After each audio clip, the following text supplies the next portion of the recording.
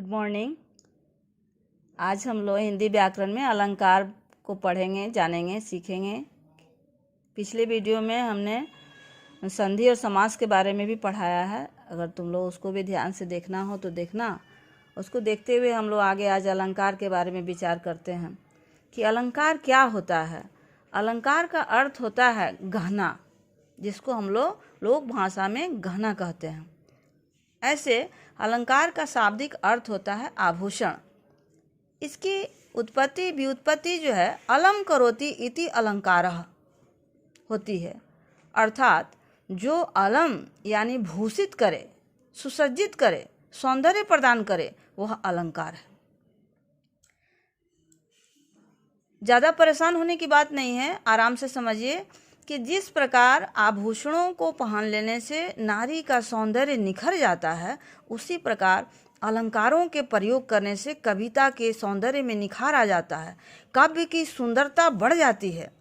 इसको पहले संस्कृत में बहुत सारे आचार्य लोग हैं जो उनके बारे में उनकी परिभाषा दिए हैं। जैसे वामन ने कहा है कि काव्यम ग्राह्यम अलंकारातः सौंदर्यम अलंकारः।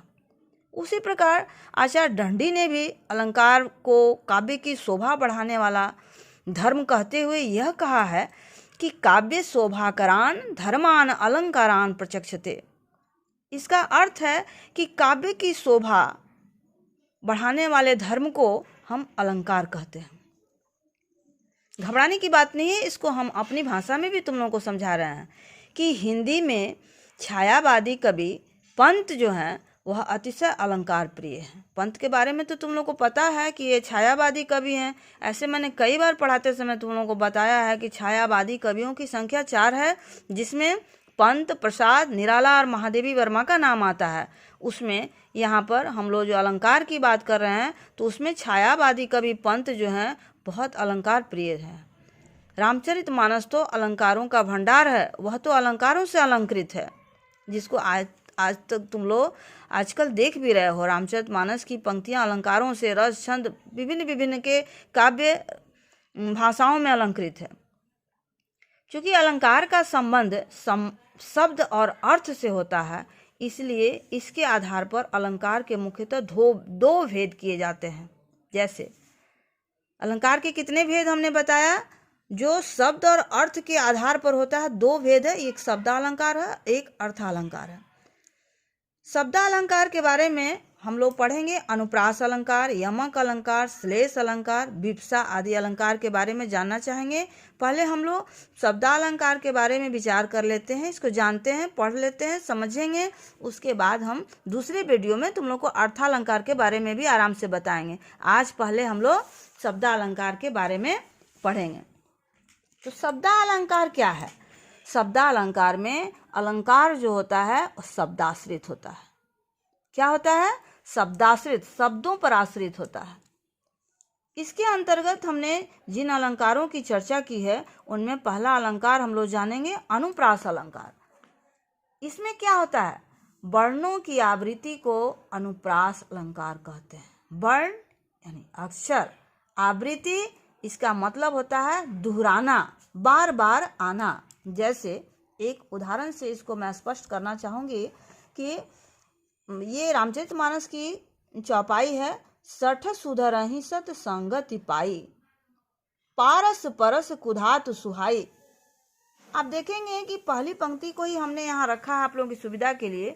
सठ स, सुधरहि स, सत स, संगति स। इसमें बार बार दंती स, ये स की आवृत्ति बार बार हुई। आवृत्ति माने दोहराना, ये स को बार बार हमने दोहराया है। अतः यहाँ पर स वर्ण की आवृत्ति है। किस वर्ण की आवृत्ति है? स वर्ण की आवृत्ति है। इस तरह यह स्पष्ट है कि इसमें अनुप्रास अलंकार की छटा दिखाई पड़ रही है। एक और उदाहरण लेते हैं आप लोगों को समझने के लिए। ये पंत का है। चारु चंद्र की चंचल किरणें खेल रही हैं जलथल में। तो एक पंक्ति को हमने यहाँ रखा है जिसमें च वर्ण की आवृत्ति हुई है। चारु चंद्र की चंचल, च। उक्त पंक्ति में च वर्ण की आवृत्ति है।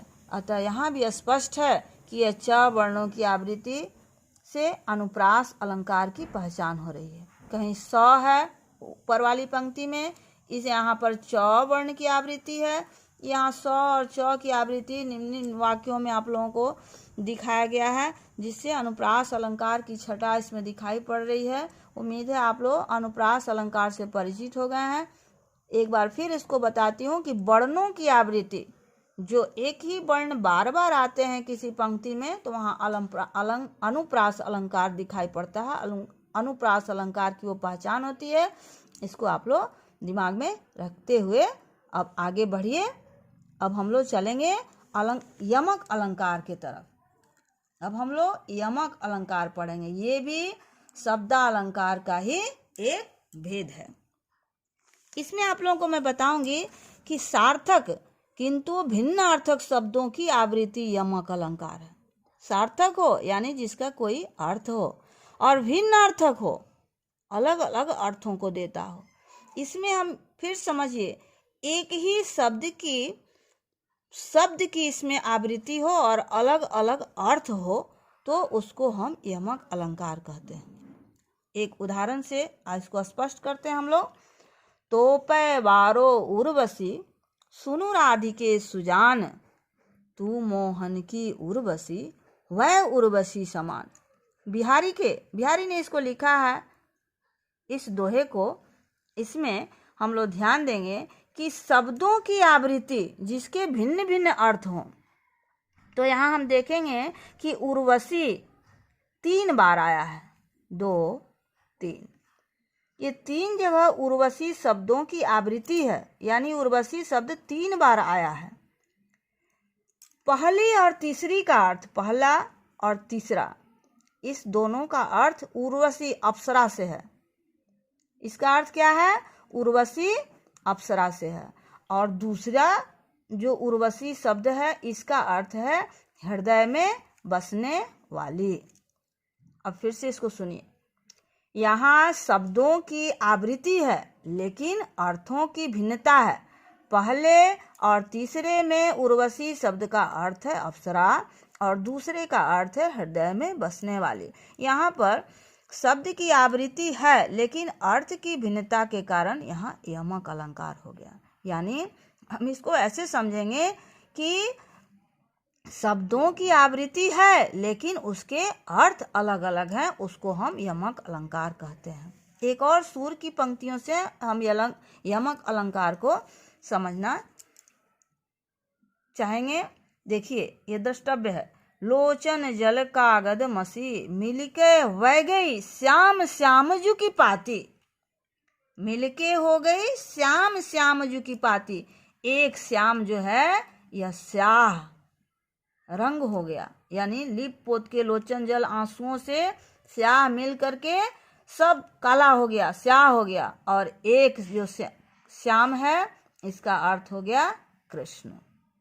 श्यामजू की पाती, किसकी चिट्ठी लिखने में? कृष्ण की चिट्ठी लिखने में। यहाँ श्याम कृष्ण हो गए। इस तरह से यहाँ एक ही शब्द बार बार आए हैं, लेकिन उसके अर्थ भिन्न भिन्न है। इससे यह स्पष्ट है कि यहाँ पर यमक अलंकार है। समझ में आ गया?